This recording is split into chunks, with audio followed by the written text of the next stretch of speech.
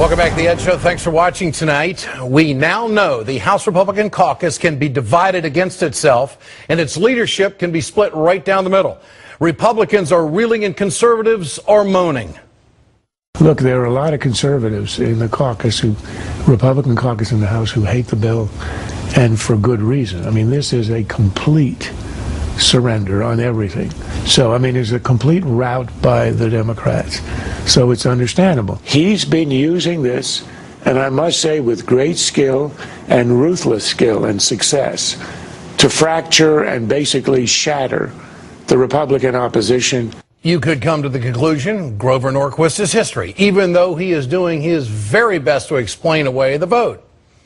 What happened yesterday was that all the tax rates went up, and then the Republicans and the Congress together took them down for some people, not for everybody. Republicans in the House who supported the bill are saying they can now focus on spending cuts and only spending cuts. Here's Dave Camp, Republican of Michigan. So this is the first step, permanent tax policy that then sets the stage for comprehensive and fundamental tax reform and then addressing out-of-control spending. Republicans are eager to get their revenge by tying the spending cuts to the debt ceiling debate as they did last year. Here's Senator Pat Toomey of Pennsylvania. We Republicans need to be willing to tolerate a temporary partial government shutdown, which is what that could mean, a temporary disruption because we have to furlough the workers at the Department of Education or close down some national parks or not cut the grass on the mall. You know, that's not optimal. It's disruptive. But it's a hell of a lot better than the path that we're on. Senator Toomey wants to pretend only a government shutdown would occur if the debt ceiling isn't raised. It's far worse, and President Obama has vowed not to let Republicans use this tactic again.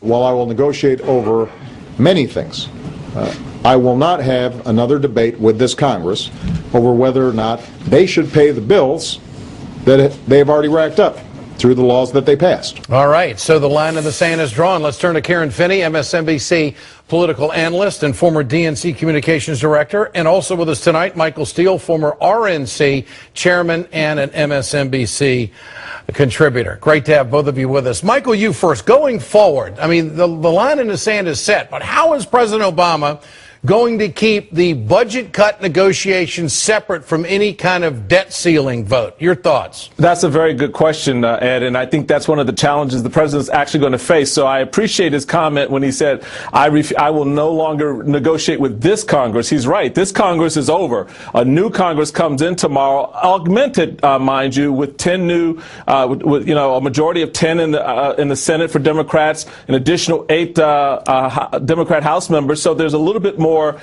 there for him to work with in that regard. But I think it's going to be very tough because at some point you're going to have to address the spending side of this. Even the president himself, Ed, as you've talked about before, has put some things on the table on the spending side that have, made your stomach turn. That's going to be a part of this conversation going forward. And the Republicans, rightly or wrongly, right now believe in the heat of this battle that this approach of tying this to the deficit discussions is going to work. I don't know. I think we need to be smart. I think we need to be careful. And we got to have a message, Ed, that really people understand and they can get behind. If not, they'll get jobbed again as they got jobbed on this one. Go ahead, Karen.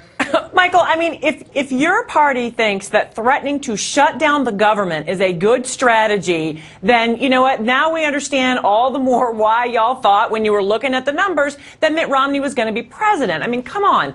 Threatening to shut down the government. It's not just about the grass not being mowed on the national lawn. I was in the government during the Clinton administration when the government was shut down, and there was real pain for real people when that happens. I do not think that that is a smart strategy. I also think that what Republicans continue to misunderstand is basic math, and that is that the middle class in this country, and you talk about this all the time, they've already been paying more than their fair share. Well, not only that. We go back to this conversation.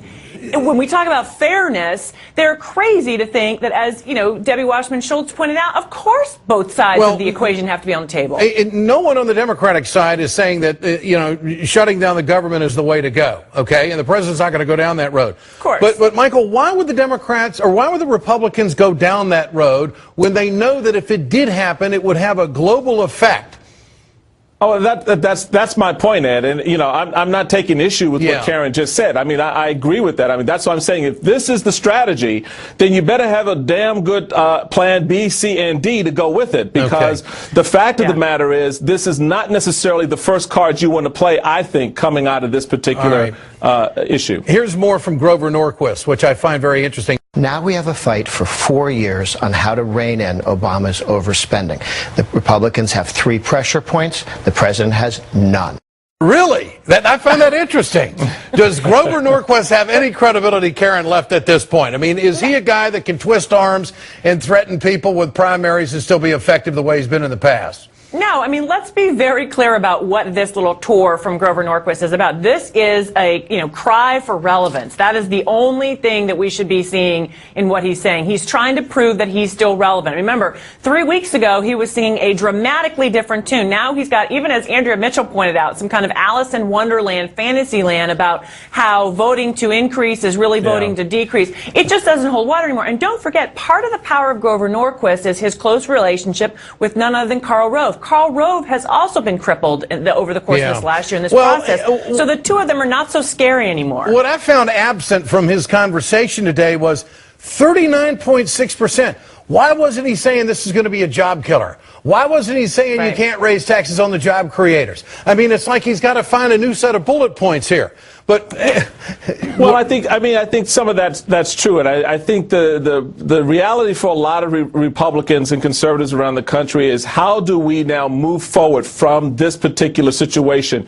You've seen the split as you led in this segment, with the split in the House among the Republican leadership, not just the rank and file. The grassroots, as I've noticed today on the blogs and on Twitter, were fired up on this. You know, this is McConnell's tax increase. So you've got this fracture right now, and the leadership has got to pull itself together with a cogent, coherent message about how we move forward. And I think spending should be a big part of the discussion as we go into the next 2 months, because, as we know, there's already some agreement on some of those things that we should be talking about on the spending side. But, Michael, I think you have a more fundamental problem in terms of just an overall lack of vision from your party. It's not just about reshuffling the talking points and going back to all the things that are bad about President Obama or bad about Democrats. That's not going to work, as I think you've seen time and time again. But there's no vision coming from the Republican Party. There are tactics coming from the Republican Party. Well, their vision was to voucherize Medicare, and that didn't work. I mean, the election results have not changed. I mean, this is going to be very interesting. This conversation about leverage, I'm not so sure that President Obama doesn't have a whole lot of leverage left. Called the American people. Karen Finney, Michael Steele, great to have you with us tonight. Thank you.